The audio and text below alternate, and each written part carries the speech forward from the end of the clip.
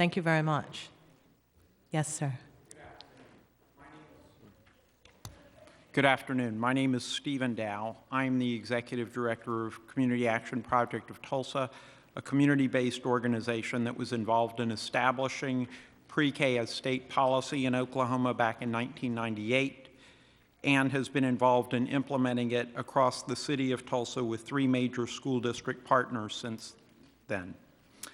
I have traveled nearly 1,500 miles to attend today's hearing because I believe that Mayor de Blasio's initiative that you're discussing is not only important to the young children and families in New York City, but it is also of critical importance to national early childhood education policy.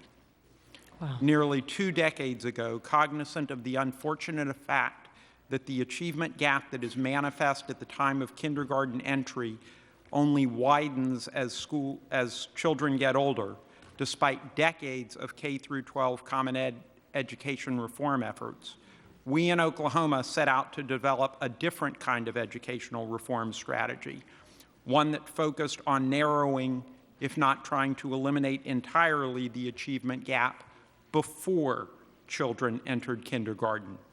After all, we are the Sooner State. Over the course of the last 15 years, we in Tulsa, along with many others around the country, as Professor Yoshikawa has just described, have learned many lessons about what to do, what not to do, what some of the major stumbling blocks are, as well as what some of the major benefits are of universal pre-K. New York City has the opportunity to avail itself of all of this accumulated knowledge of implementation as you scale pre-K across the city and realize the ambitious yet attainable goal and vision of high-quality preschool for all young children in New York City. After an initial set of pilot efforts, Oklahoma established pre-K in state legislation in 1998, embedded in the state aid funding formula. When we did so, we incorporated several important factors that have contributed to its success as we have operated at scale. First and foremost, by embedding 4-year-old pre-K as part of the education state aid formula, we ensured that there would be adequate and permanent sustainable funding, including additional weights for economically disadvantaged, English language learners, and special needs children. Second, we required that there be a bachelor degreed early childhood certified teacher in every classroom. Third, we limited class size to no more than 20 children per classroom. And fourth, we enabled school districts to implement their efforts in partnership with child care operators, community-based organizations, and Head Start programs. So what are some of the most important lessons learned from the Sooner State? First and foremost, quality matters.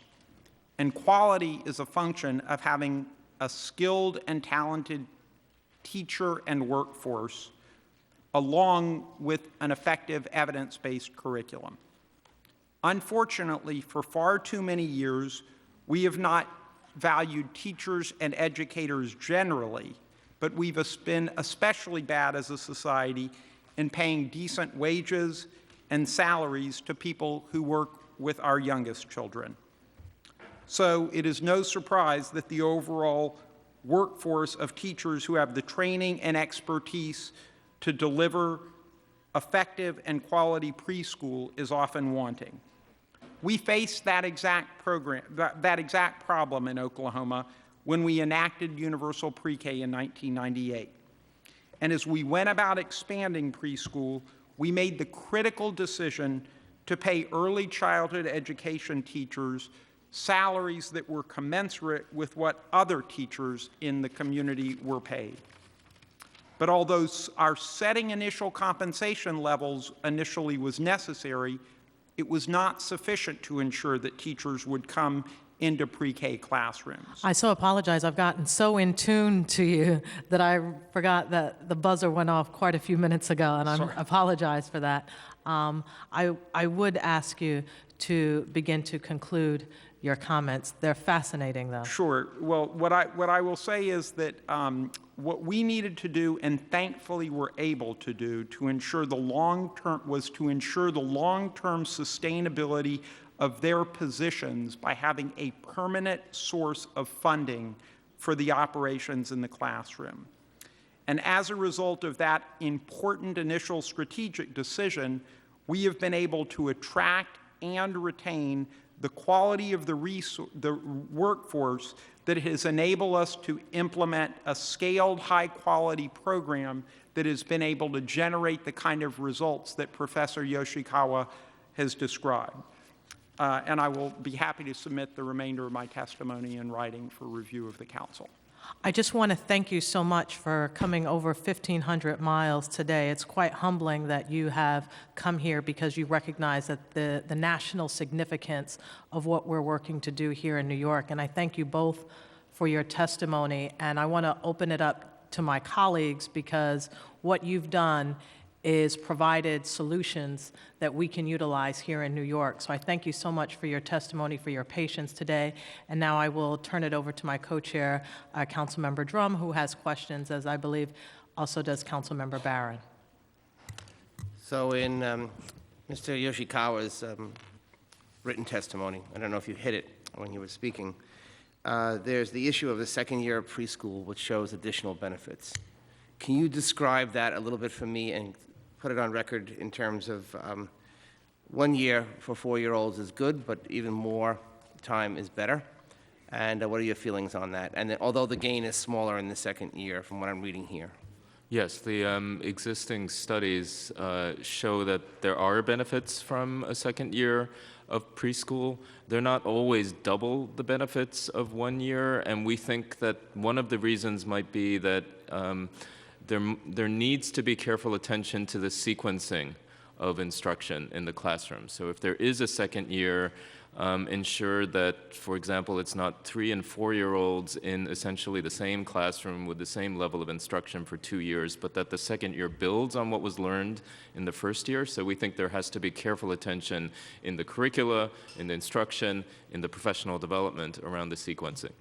If I may jump in there, one of the things that we've been able to do in Tulsa as a result of having the funding for pre-K through the state aid formula is been able to then reallocate our Head Start dollars to serve more 3-year-olds than we were previously able to do.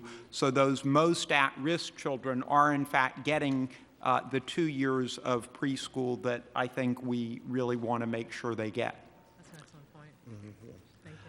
Also in your report, it says that the aspects of process quality that appear to be most important to children's gains during the preschool years include teachers providing frequent, warm, and responsive interactions. In addition, teachers who encourage children to speak with interactions involving multiple turns by both the teacher and child to discuss and elaborate on a given topic foster greater gains during the preschool year across multiple domains of children's learning. So that is what you feel is the key to a high-quality, successful program? Yes, and that combination of, again, of rigorous evidence-based curricula with weekly or biweekly coaching in the classroom is what is key to doing that. And some of those examples involve curricula that combine domains. For example, in Boston, it was a language and a math curriculum together that not only boosted reading and math skills, but also boosted self-regulation and executive function skills. And one set of coaches was trained in both curricula, so it was feasible to implement. Now, there may be more of a situation of a menu where there's choice, and programs choose which of the evidence-based curricula they might implement. That might be more realistic for a mixed delivery model like the one that's in development here in New York. And just curious to know, before we let Councilmember Barron ask some questions as well, do African Americans, those born here in the United States, show the same gains or less gains? Is there a difference between immigrant Latino populations from African American gains? Is numbers been compiled on that? Across all the studies, all groups benefit, no matter what their racial or ethnic background, no matter what their language background. In Boston, what we saw was that children from African American backgrounds, children from Latino backgrounds, in fact, children of immigrants from other backgrounds like Asian backgrounds. There's a large Vietnamese group in Boston. All groups benefited, but those groups had actually even stronger positive effects, and that's why these disparities were reduced. You certainly don't want to reduce disparities by having no effects on some groups, the more advantaged groups, but that's not what the studies in Tulsa and Boston showed. Literally all groups benefited, whether they were white or black or Latino or Asian. But the children from lower income backgrounds, children from dual language learner backgrounds showed particularly impressive gains. So did African Americans show as many gains as other subgroups? I can only speak to the Boston study, not across all prior studies, but there the African American children did, on general, show stronger gains than white children in Boston, and I think they were comparable to the gains of Latino children, but both groups benefited more than white children. That's not to say that white children didn't benefit. They also showed substantial benefits. And I believe the pattern was quite similar in Tulsa. Thank you. Councilmember Barron. Thank you, Mr. Chair. I want to thank you for coming and sharing your information. I certainly appreciate the preparation which is reflected in your testimony, and I will take the time to read through all of it. In terms of Tulsa, especially because this is Black History Month, we recall that in 1921 there were the so-called Tulsa race riots, and the community of Rosewood was destroyed. And then in 1997, there was a commission which was organized to study whether, in fact, reparations were due, and I don't know that that report finally came up with any conclusions. So I know that there was at one point a Black community, and I'm wondering about the Native American community. Think of Oklahoma and think that perhaps there's a Native American community there. Is that the case? Are they a part of the general school system, or are there other kinds of educational programs that meet their needs? Yes, the Native American community is a part of the normally integrated school system. And approximately what % do they represent? I'm not sure Okay. in terms of the enrollment. I will say one of the most interesting pieces that we've seen in terms of an immediate return on investment in Tulsa has to do with our English language learners, particularly our Hispanic children who, as a result of the scaling of and higher participation rates of those children in our pre-K program, the school districts need to do subsequent remedial English education and remediation declined significantly, and we realized a cost savings very, very quickly as a result of having those kids in the preschool program. In terms of dual language or English as a second language, are there programs that reflect the Native Americans' language, or are there attempts to preserve their language, or is it just a part of? Yes, and actually in part of my written testimony that I'll be submitting, Okay. Because we enacted universal pre-K so many years ago, the next frontier for the state of Oklahoma has been to create a public, privately funded program to serve children from ages birth through 3. And in that program, the Cherokee Nation has been one of our key partners and has been doing some very interesting dual language immersion work. That's good to know. Thank you. Look forward to getting your testimony. Go ahead, Lori.